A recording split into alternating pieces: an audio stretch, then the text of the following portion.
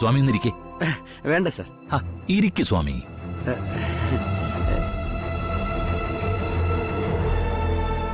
എന്താ സർ? കണക്കുകൾ മുഴുവനും നോക്കുന്ന സ്വാമിയാണല്ലോ. ഓഫീസിൽ വരുന്നു പോകുന്നു എന്നല്ലാതെ ജീവനോട് ഞാൻ കമ്പനി കാര്യങ്ങളൊന്നും ഡീറ്റെയിൽ ആയിട്ട് ചോദിച്ചിട്ടുമില്ല. അല്ല, ജെആറിന്റെ ആസ്തി എത്രയാ സ്വാമിക്ക് അറിയായിരിക്കുമല്ലോ അല്ലേ? സർ, അതിന് ഞാനൊരു അക്കൗണ്ടിന് മാത്രമാണ് സർ. സാറിന്റെ ആസ്തിയെക്കുറിച്ച് എനിക്കൊന്നും അറിയില്ല. അന്വേഷിക്കേണ്ട കാര്യം നമുക്കില്ലല്ലോ. ഓക്കെ. ഏതെങ്കിലും ബാങ്കിൽ നിന്ന് ലോണുകളുണ്ടോ? ഈ ബിസിനസ് ലോണുകൾ? ഇല്ല സർ. അങ്ങനെ ഉണ്ടായിരുന്നെങ്കിൽ തിരിച്ചടവ് ഞാൻ അറിയേണ്ടതാ. വിദേശത്തെ ഏതെങ്കിലും കമ്പനികളുമായിട്ട് നമ്മുടെ കമ്പനിക്ക് ടൈപ്പ് ഉണ്ടോ? ഐ മീൻ, വിദേശികളുടെ പണം ഉപയോഗിച്ച് ബിസിനസ് ചെയ്യുന്ന രീതി അങ്ങനെ? I am really sorry sir.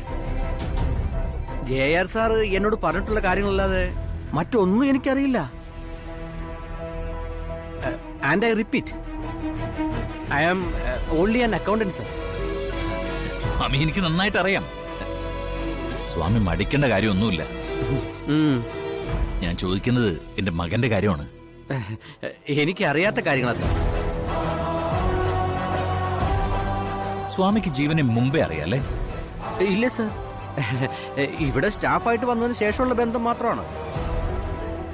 ഞാനൊരു നോട്ടിഫിക്കേഷൻ കണ്ടിട്ട് അപ്ലൈ ചെയ്യായിരുന്നു. അല്ല സർ, എന്താ ഇങ്ങനെ ഡീറ്റെയിൽ ആയിട്ടൊക്കെ ചോദിക്കുന്നത്? അത് എന്റെ ഒരു ശീലമാണ്.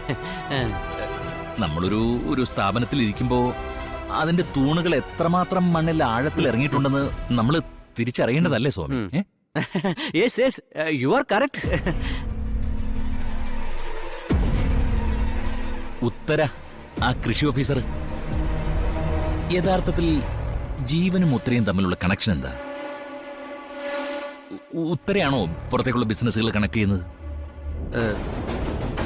വീണ്ടും വീണ്ടും സാറിനോട് സോറി പറയുന്നതിൽ എനിക്ക് ബുദ്ധിമുട്ടുണ്ട്. ഉത്തരയെ ജെആർ എനിക്ക് പരിചയപ്പെടുത്തി. വല്ലപ്പോഴും വരുന്ന കുട്ടി, മാന്യമായി പെരുമാറുന്ന കുട്ടി. That's all.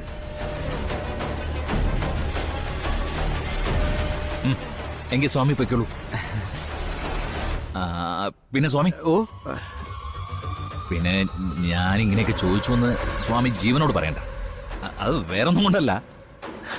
അച്ഛനെന്തെങ്കിലും അറിയണമെങ്കിൽ അത് എന്നോട് ചോദിച്ചുകൂടെ എന്ന് അവൻ ചോദിക്കുക. അതുകൊണ്ടാ. ശരി ശരി.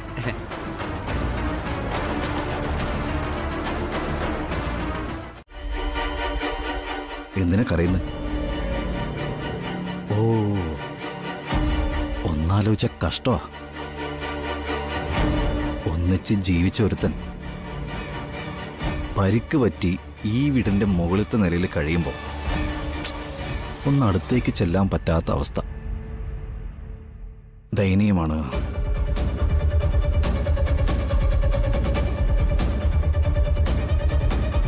എന്റെ മനസ്സിന്റെ അവസ്ഥ എന്താണെന്ന് അറിയോ നിനക്ക്? സന്തോഷം.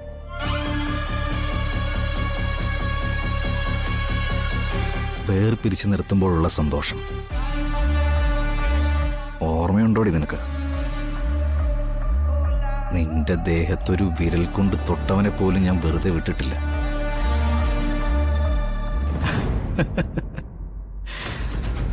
അപ്പൊ പിന്നെ നിന്നെ ചേർത്ത് പിടിച്ച കൈ ഞാൻ വിട്ടില്ലേ മോളെ.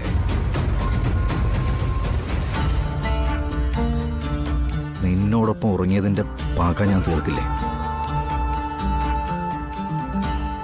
തീർക്കും, തീർക്കും. ശരീരം മൊത്തം കുത്തിയെറിഞ്ഞാൽ എന്റെ പ്രതികാരം തീരില്ല.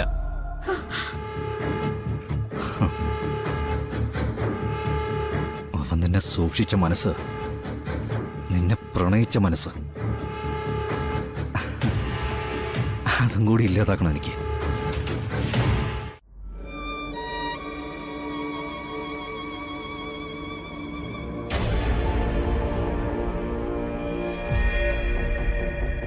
അമ്മേ,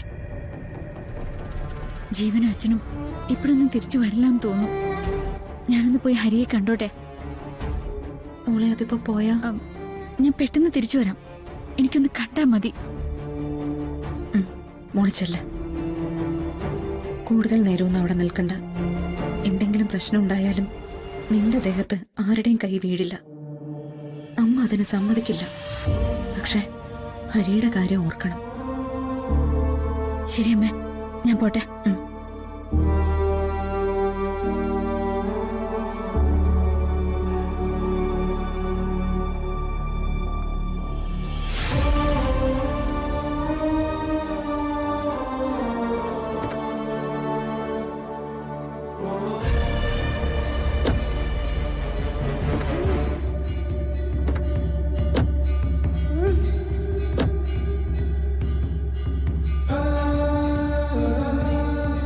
വാ.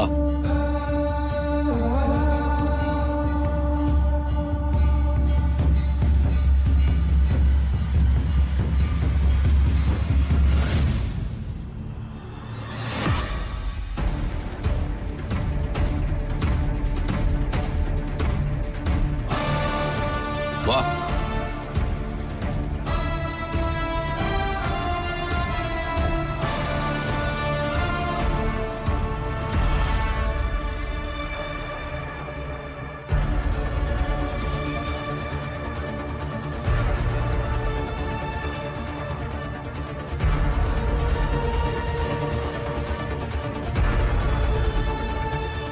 അമ്മേ, എന്താ മോളെ? അവിടെ സി വീട്ടിലേക്ക് കയറിപ്പോയി. ആ വരവും എനിക്കെല്ലാം ഭീഷണി തന്നെയാണ് അല്ലമ്മേ? ചിലപ്പോ ജീവൻ പറഞ്ഞേൽപ്പിച്ചിട്ടുണ്ടാവും.